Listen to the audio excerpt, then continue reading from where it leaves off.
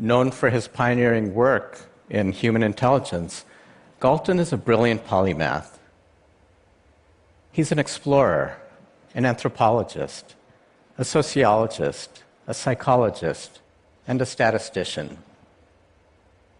He's also a eugenist. In this talk, he presents a new technique by which he can combine photographs and produce composite portraits. This technique could be used to characterize different types of people. Galton thinks that if he combines photographs of violent criminals, he will discover the face of criminality. But to his surprise, the composite portrait that he produces is beautiful. Galton's surprising finding raises deep questions. What is beauty? Why do certain configurations of line and color and form excite us so? For most of human history, these questions have been approached using logic and speculation. But in the last few decades, scientists have addressed the question of beauty using ideas from evolutionary psychology and tools of neuroscience. We're beginning to glimpse the why and the how of beauty, at least in terms of what it means for the human face and form. And in the process, we're stumbling upon some surprises. When it comes to seeing beauty in each other, while this decision is certainly subjective for the individual, it's sculpted by factors that contribute to the survival of the group. Many experiments have shown that a few basic parameters contribute to what makes a face attractive. These include averaging, symmetry, and the effects of hormones. And let's take each one of these in turn. Galton's finding that composite or average faces are typically more attractive than each individual face that contributes to the average has been replicated many times. This laboratory finding fits with many people's intuitions. Average faces represent the central tendencies of a group. People with mixed features represent different populations and presumably harbor greater genetic diversity and adaptability to the environment. Many people find mixed-race individuals attractive and inbred families less so. The second factor that contributes to beauty is symmetry. People generally find symmetric faces more attractive than asymmetric ones. Developmental abnormalities are often associated with asymmetries, and in plants, animals, and humans, asymmetries often arise from parasitic infections. Symmetry, it turns out, is also an indicator of health. In the 1930s, a man named Maximilian Factorowitz recognized the importance of symmetry for beauty when he designed the beauty micrometer. With this device, he could measure minor asymmetric flaws, which he could then make up for with products he sold from his company, named brilliantly after himself, Max Factor, which, as you know, is one of the world's most famous brands for makeup. The third factor that contributes to facial attractiveness is the effect of hormones. And here I need to apologize for confining my comments to heterosexual norms. But estrogen and testosterone play important roles in shaping features that we find attractive. Estrogen produces features that signal fertility. Men typically find women attractive who have elements of both youth and maturity. A face that's too baby-like might mean that the girl is not yet fertile. So men find women attractive who have large eyes, full lips, and narrow chins as indicators of youth, and high cheekbones as an indicator of maturity. Now, testosterone produces features that we regard as typically masculine. These include heavier brows, thinner cheeks, and bigger squared-off jaws. But here's a fascinating irony. In many species, if anything, testosterone suppresses the immune system. So the idea that testosterone-infused features are a fitness indicator doesn't really make a whole lot of sense. Here the logic is turned on its head. Instead of a fitness indicator, scientists invoke a handicap principle. The most commonly cited example of a handicap is the peacock's tail. This beautiful but cumbersome tail doesn't exactly help the peacock avoid predators and approach peahens. Why should such an extravagant appendage evolve? Even Charles Darwin, in an 1860 letter to Asa Gray, wrote that the sight of the peacock's tail made him physically ill. He couldn't explain it with his theory of natural selection, and out of this frustration, he developed the theory of sexual selection. On this account, the display of the peacock's tail is about sexual enticement. And this enticement means that it's more likely that the peacock will mate and have offspring. Now, the modern twist on this display argument is that the peacock is also advertising its health to the peahen. Only especially fit organisms can afford to divert resources to maintaining such an extravagant appendage. Only especially fit men can afford the price that testosterone levies on their immune system. And by analogy, think of the fact that only very rich men can afford to pay more than $10,000 for a watch as a display of their financial fitness.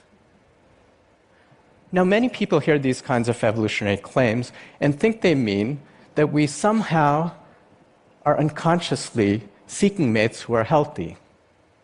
And I think this idea is probably not right.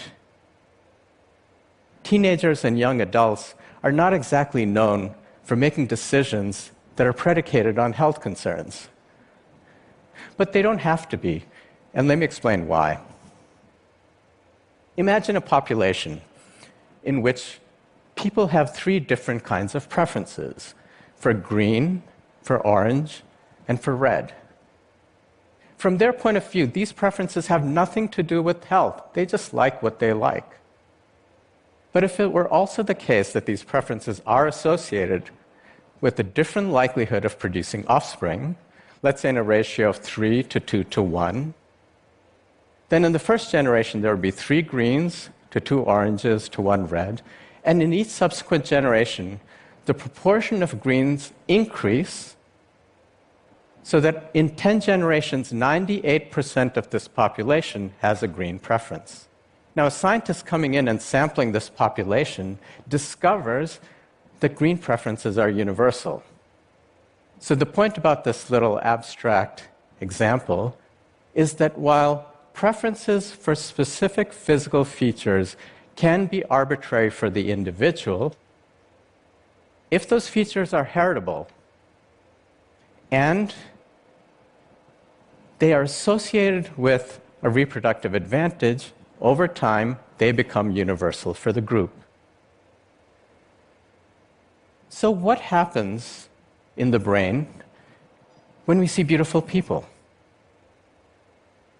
Attractive faces activate parts of our visual cortex in the back of the brain, an area called the fusiform gyrus that is especially tuned to processing faces, and an adjacent area called the lateral occipital complex that is especially tuned to processing objects. In addition, attractive faces activate parts of our reward and pleasure centers in the front and deep in the brain. And these include areas that have complicated names like the ventral striatum, the orbitofrontal cortex, and the ventromedial prefrontal cortex. So our visual brain that is tuned to processing faces interacts with our pleasure centers to underpin the experience of beauty. Now, amazingly, while we all engage with beauty, without our knowledge, beauty also engages us. Our brains respond to attractive faces even when we're not thinking about beauty. we conducted an experiment in which people saw a series of faces, and in one condition, they had to decide if a pair of faces were the same or a different person. Even in this condition, attractive faces drove neural activity robustly in their visual cortex, despite the fact that they were thinking about a person's identity and not their beauty. Another group similarly found automatic responses to beauty within our pleasure centers. So taken together, these studies suggest that our brain automatically responds to beauty by linking vision and pleasure. These beauty detectors, it seems, ping every time we see beauty, regardless of whatever else we might be thinking. We also have a beauty is good stereotype embedded in the brain. Within the orbitofrontal cortex, there's overlapping neural activity in response to beauty and to goodness. And this happens even when people aren't explicitly thinking about beauty or goodness. Our brains seem to reflexively associate beauty and good. And this reflexive association may be the biologic trigger for the many social effects of beauty. Attractive people receive all kinds of advantages in life. They're regarded as more intelligent, more trustworthy. They're given higher pay and lesser punishments, even when such judgments are not warranted. These kinds of observations reveal beauty's ugly side. In my lab, we recently found that people with minor facial anomalies and disfigurements are regarded as less good, less kind, less intelligent, less competent, and less hardworking. Unfortunately, we also have a disfigured is bad stereotype. This stereotype is probably exploited and magnified by images in popular media in which facial disfigurement is often used as a shorthand to depict someone of villainous character. We need to understand these kinds of implicit biases if we're to overcome them and aim for a society in which we treat people fairly based on their behavior and not on the happenstance of their looks. Let me leave you with one final thought. Beauty is a work in progress. The so-called universal attributes of beauty were selected for during the almost 2 million years of the Pleistocene. Life was nasty, brutish, and a very long time ago. The selection criteria for reproductive success from that time don't really apply today. For example, death by parasite is not one of the top ways that people die, at least not in the technologically developed world. From antibiotics to surgery, birth control to in vitro fertilization, the filters for reproductive success are being relaxed. And under these relaxed conditions, preference and trait combinations are free to drift and become more variable. Even as we are profoundly affecting our environment, modern medicine and technological innovation is profoundly affecting the very essence of what it means to look beautiful. The universal nature of beauty is changing, even as we're changing the universe. Thank you.